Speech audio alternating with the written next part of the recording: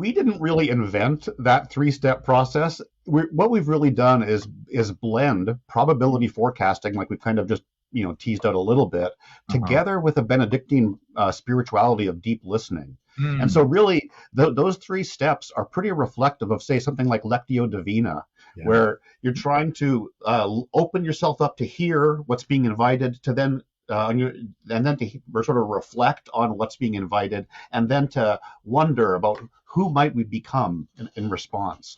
And so it's although we're applying it in a specific way, this is a Yeah. deep history of Christian spirituality. But Yeah. but Tom, walk us into the steps.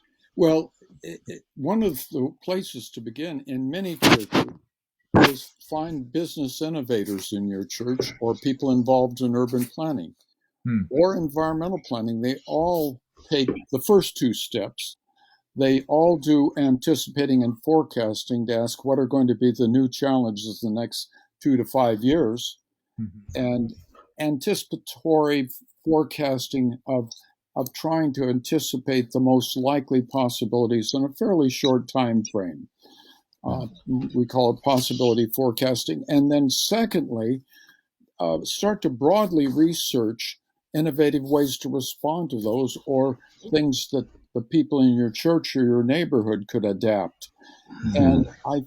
I ache because churches rarely even look over the fence in their own communities to the new innovation going on. Mm. Mm. They rarely do the kind of research that's really needed in a world like we're in today.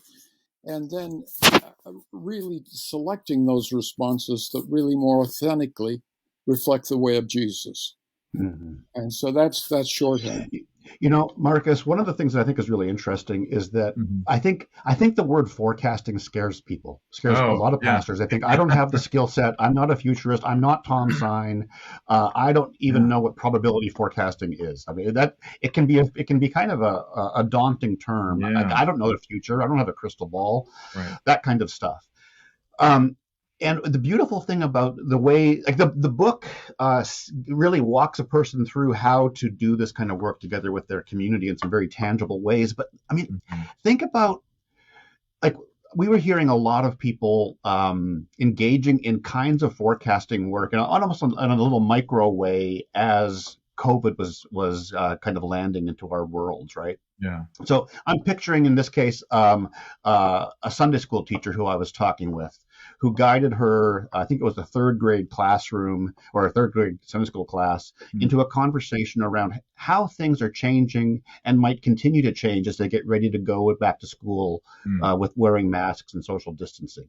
Yeah. That futures question, how might things be different when you go back, is a kind of anticipating question Right. where you're beginning to say, we know that the ways of being that we have lived as third Mhm. graders in Mhm. school, the ways Mhm. we have known to love our neighbors, the ways we have known to like express our love of God in the everyday stuff of the classroom, will not be the same.